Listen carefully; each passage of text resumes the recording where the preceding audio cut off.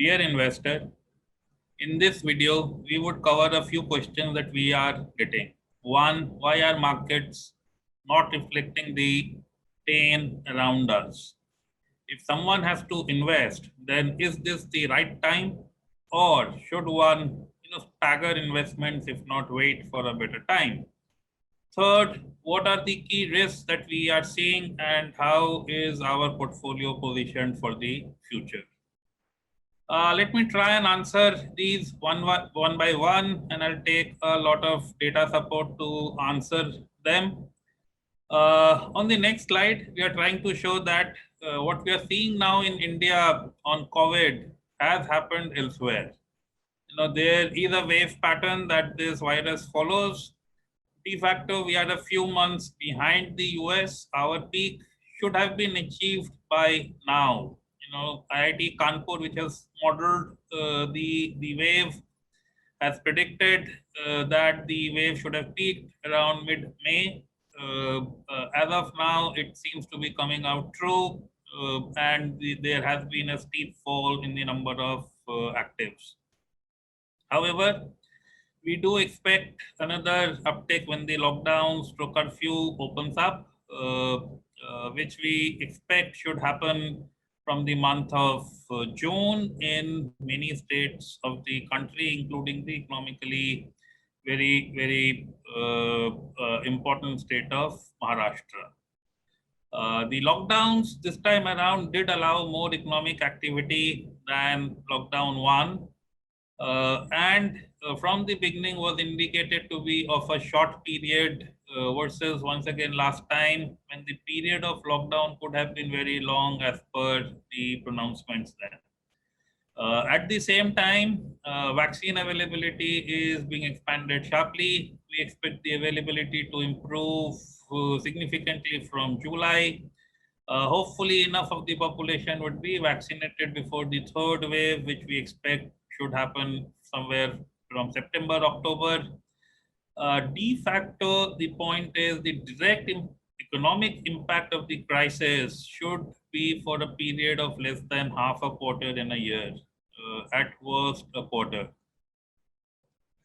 Now, let us look at what happens to the value of a firm, trying to answer the first question as to why the market is not reflecting the pain that we see around us. So if we look at the value of the firm that has got 1/4 of its life impaired for some reason, what happens to the value? Now, value of a firm is nothing but its future cash flows discounted to the present. If one loses a quarter of business for some reason, as the simulation shows, the impact to the value of the firm is just about 1 to 2%. Just about 1 to 2%. Now, along with the economic impact, we have got a change in another variable. The discount rate, which is a function of the interest rates, has again reduced. Once again, the table shows that a 0.25% reduction in interest rates on a sustainable basis, of course, makes up for the loss of valuations on account of 1/4 disruption. More importantly, 1% reduced interest rates makes it higher by 15%. Now, point to point from last peak, pre-COVID peak to now, markets are higher by around 25%, while earnings are higher by around 18-19%.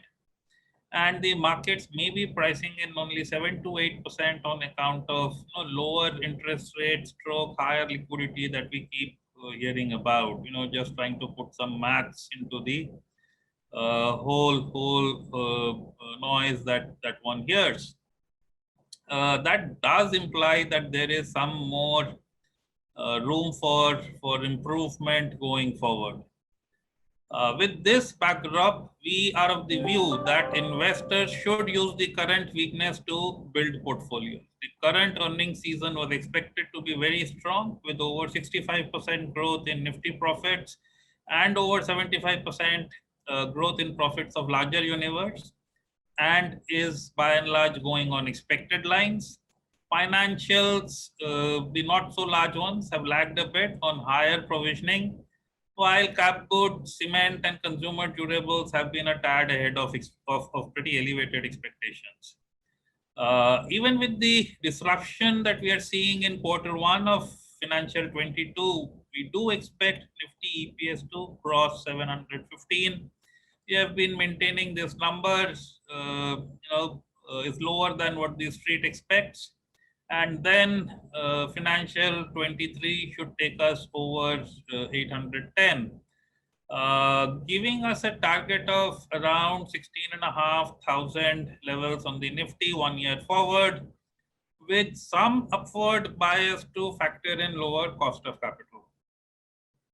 So that is the overall situation that we have. The policy environment remains favorable, with central government announcing duty increases, rolling out PLI schemes in various sectors. There has been a new ethanol pricing and blending policy, etc., etc. RBI also extends a helping hand quickly when needed. Frankly, policy has been super supportive of business in this period of difficulty, and good quality businesses have definitely prospered. Also, it is not as if markets have not taken a step back on account of the COVID flare-up. If we see relative performance of Indian market over last one quarter versus other significant global markets, we do seem to have trailed others, while before that we were doing much better. And as the case load has reduced, we have gained some amount of relative performance, and this was very visible in the week of 17th to 21st of May. We still have some more catch up to do, but that is small. From now on, we are more dependent on the value, on the benefit of lower discount rates for any significant returns, as valuations now are looking full on historical context. Now here is the issue. On the index itself, we are presented with just about double-digit returns. And that makes asset allocation very, very difficult for the investors. Either they reduce their return expectations on their overall monies sharply, or if the return expectations continue to be in double digits, then they would have to increase the investments into equity to nearly nearly 100%. A variation to this strategy could be take higher risk in the mid cap space for higher returns, and that would allow an investor to maintain some amount of debt allocation. Otherwise, for guys who wish higher returns, double-digit returns, this is a period where one could see them put in most of the monies into equity. So while equity markets have done well, and while return expectations going forward are just about normal, this is an outcome that is staring at us. Now, mid-cap space is definitely seeing stronger earning expansion, and policy like PLI, higher duty protection, ethanol, blending, pricing, etc., all support this space much more than the larger cap space. And I do believe that this strategy of allocating more to the mid-cap space and still maintaining some amount of debt allocation may very well pay off. Coming down to the key risks, the key risk to the thesis is inflation, which could force the hand of policymakers into increasing interest rates, even though they want to keep it low for as long as possible. As long as issue remains, inflation actually works in favor of the government, as higher nominal GDP means higher tax revenues, which could be used to pay off deficit, debt taken to fund the deficits.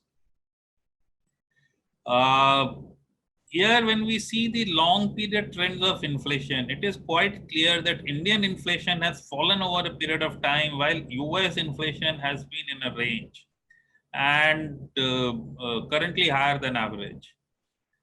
Narrowing of inflation differential and a drop in Indian inflation has manifested to some extent in the movement of GSEC yields, with Indian GSEC yields having fallen by over 2% over the last 2 years, while US yields have moved around 2% and is now 1.64, 1.65%.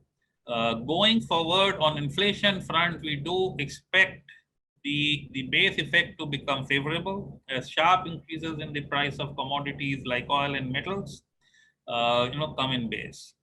Iranian crude should start to flow in. The conversations are going in the right direction, and that should keep oil prices in check.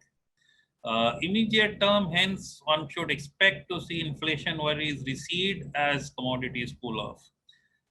In a few months, we should expect Fed to share a timeline for normalization of central bank bond buying. Interest rate increases are still quite some way off. Given the fact that Indian economic recovery is trailing a bit on account of our wave 2 on COVID, we should expect our liquidity, our rates to remain favorable for longer. Over the next few years, while Indian rates could see an increase from current levels in an interim manner, but given the large interest rate differential with the West and converging inflation differential, one should expect to see Indian interest rates to fall again and probably be lower than the current rates after a few years. So we do believe the reduction in discount rates that have a bearing on overall value probably would sustain on an average for the longer period of time. Coming down to our portfolios and how they are positioned, we seek to deliver preservation of capital and growth of capital to our clients, and to deliver this, we invest into spaces that offer combination of high quality of business and governance and high growth. Sectors like commodities, construction, corporate lenders are usually excluded from our portfolios. In some period, when these spaces do well, our performances can trail a bit, but typically over a period of time, it catches up. And over time has resulted in substantial alpha for our clients in the past. As economy have normalized after COVID-1, as we have moved money away from the consumption space towards manufacturing, including PLI beneficiaries, chemicals and pharmaceuticals, which benefit from China plus one sourcing strategy that is being followed globally, and technology, which is seeing strong demand in the current environment, which we believe will sustain for many years going forward. And we have spoken about this in our past videos. Most of the names that we have added recently have done quite well and have helped our strategies generate alpha in spite of us not going into cyclical sectors. Moreover, with sectors like metals, after their strong run, now trading over long period averages, and with corporate banks also having moved up substantially from below, we do believe that going forward, competitiveness of our high quality, high growth focused strategy has sharply improved. And we do believe that our performing days are ahead of us. Thank you. Happy investing.